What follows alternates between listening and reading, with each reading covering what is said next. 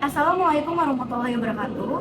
Kami mahasiswa UPSI Kaliabang dari kelas 63 ingin mempresentasikan hasil proyek kami. Dengan saya Davin Sebastian. Dengan saya Farah Fadil Solihah. Dengan saya Putri Fatimah Zahra. Dengan saya Nuriski Manda. Dengan saya Rini Fatmasari Oktaviani. Kami dari kelompok 4 ingin mempresentasikan tentang tanggung jawab legal. Definisinya tanggung jawab legal auditor. Kewajiban hukum atau legal bagi seorang auditor adalah bertanggung jawab atas setiap aspek tugasnya, sehingga jika memang terjadi kesalahan yang diakibatkan oleh kelalaian pihak auditor, maka akuntan publik dapat dimintai pertanggungjawaban secara hukum sebagai bentuk kewajiban hukum auditor. Seorang auditor bertanggung jawab kepada klien atas pelanggaran kontrak apabila ia menerbitkan laporan audit standar tanpa melakukan audit sesuai aturan-aturan dan pedoman umum yang digunakan akuntan publik dalam mempersiapkan dan melaksanakan pemeriksaan laporan keuangan klien. Tidak mengirimkan laporan audit sesuai dengan batas waktu yang telah disepakati, melanggar hubungan kerahasiaan klien. Jika auditor gagal dalam memenuhi komitmen dalam kontrak audit atau tidak menjalankan tugas dengan kehati-hatian profesional, auditor dikatakan telah melakukan kecerobohan atau pelanggaran komitmen kontrak audit. Maka dari itu, auditor diharapkan untuk menjalankan tugasnya dengan standar profesional yang tinggi dan ketidakpatuhan dapat berdampak negatif pada integritas laporan keuangan serta reputasi auditor itu sendiri. Kecerobohan dapat menyebabkan kerugian bagi klien dan pihak-pihak terkait, sehingga penting bagi auditor untuk selalu memenuhi kode etik dan standar audit yang berlaku. Faktor-faktor pemicu meningkatnya tanggung jawab legal auditor yaitu yang pertama, peningkatan kesadaran penggunaan laporan keuangan atas tanggung jawab legal auditor. Yang kedua, peningkatan kesadaran bursa efek dalam melindungi kepentingan investor. Yang ketiga, peningkatan kompleksitas fungsi akuntansi dan auditing karena peningkatan ukuran entitas, globalisasi bisnis entitas, serta kompleksitas kegiatan operasional serta transaksi keuangan entitas. Yang keempat, kecenderungan praktik penuntutan dari pihak yang merasa dirugikan terhadap siapapun yang dipandang mampu memberikan kompensasi atas kerugian yang dideritanya. Selanjutnya, Selanjutnya ada resesi ekonomi global serta situasi ekonomi yang berat yang menyebabkan beragam kegagalan bisnis, mengakibatkan kecenderungan stakeholders atau para pemegang saham berusaha mendapatkan kompensasi kerugian dari pihak lain, termasuk auditor independen.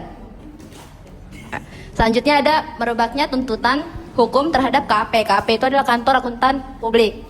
Telah mendorong pengacara menawarkan jasa legal berbasis contingent fee atau biaya bersyarat, yaitu dengan menjamin keuntungan besar apabila tuntutan menang dan potensi rugi minimum jika tuntutan kalah.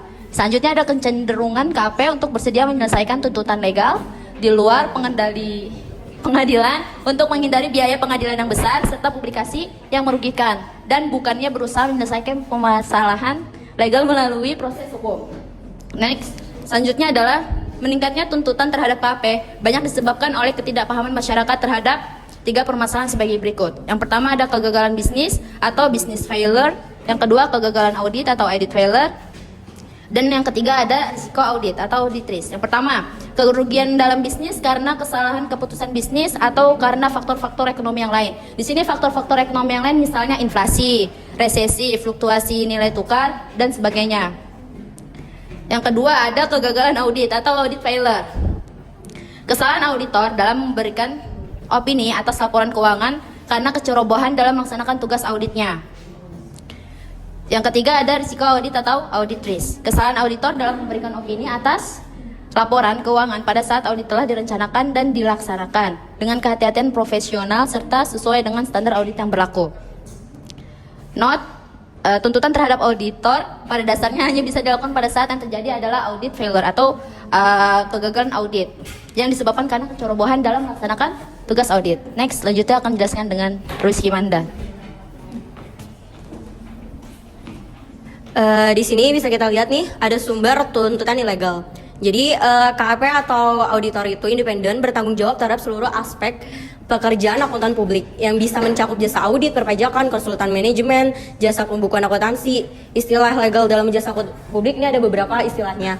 Yang pertama yaitu ordinary negligence. Nah, jadi di sini tuh situasi dan kondisi tertentu yang membuat secara tidak sengaja auditor tidak menerapkan hati-hatian profesional, dan kasus serupa bisa terjadi kepada auditor profesional yang lain. Jadi di mana auditor tersebut itu melakukan ketidaksengajaan terhadap proses audit. Semisalnya, contohnya kasusnya itu kalau dia audit nih, dia nggak sadar, dia nggak tepat untuk memutuskan secara, misalnya ada inventory. Nah, inventory tersebut dia nggak tepat dan nggak tepat dalam konteksnya dia nganalisisnya. Nah, di sini ada yang kedua itu ada gross negligence. Nah, jadi secara auditor melakukan tindakan yang membahayakan, dia sadar, jadi sadar dalam keputusannya itu mengambil resiko, namun demikian bisa jadi sulit untuk membedakan ordinary negligence dan gross negligence. Tapi pada intinya gross negligence ini dia tuh sadar kalau dia melakukan kesalahan. Misalnya dia sadar nih bukti-bukti transaksinya itu tuh sebenarnya tuh nggak bisa valid, atau kayak misalnya tanda tangannya kayak dibuat-buat atau gimana, dia sadar tapi dia melewati itu dan akhirnya banyak terlewat gitu. Next. Nah, di sini yang ketiga tuh ada constructive fraud. Jadi di mana kecerobohan ekstrim yang dilakukan auditor tetapi tidak ada maksud untuk menyembunyikan informasi atau merugikan pihak lain. Jadi dia ceroboh, kurang lebih artinya hampir sama seperti sebelumnya, tapi kalau di sini dia lebih kecerobohannya itu lebih ekstrim, kayak misalnya hasil keputusannya udah nggak sesuai gitu. Lalu selanjutnya nih fraud. Nah, fraud ini adalah auditor sengaja berbuat curang dalam melaksanakan audit laporan keuangan atau dalam memberikan opini atas laporan keuangan. Nah, ini banyak nih oknum-oknum yang seperti ini. Misalnya dia udah kayak janjian sama pihak kliennya kalau minta tolong ya dikasih argumennya itu atau opininya itu secara wajar gitu, wajar tanpa pengecualian, misalnya seperti itu. Jadi ada berbuat curang yang benar-benar disengaja dan secara sadar. Nah, yang kelima ini ada breach of contract, jadi mengingkari kontrak, yang dimana auditor itu tidak menyelesaikan tugas secara tepat waktu yang telah disepakati. Misalnya kayak oke, bulan Desember udah harus selesai ya, tapi auditornya itu nggak sesuai lah tenggat waktu.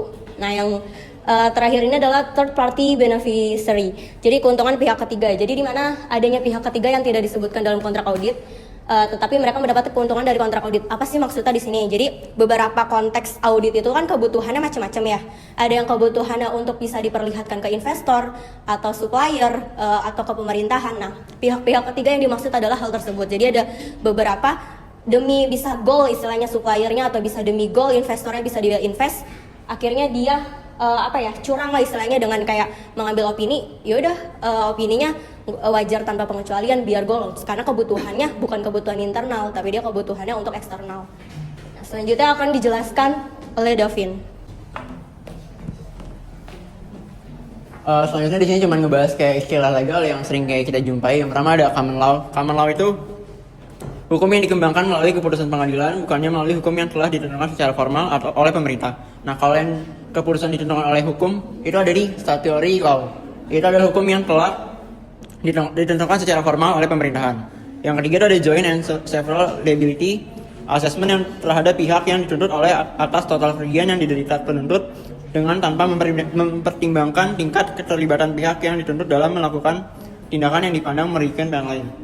Yang keempat ada separate and proportionate liability, itu assessment terhadap pihak yang dituntut tentang tingkat kerugian penuntut atas tindakan ceroboh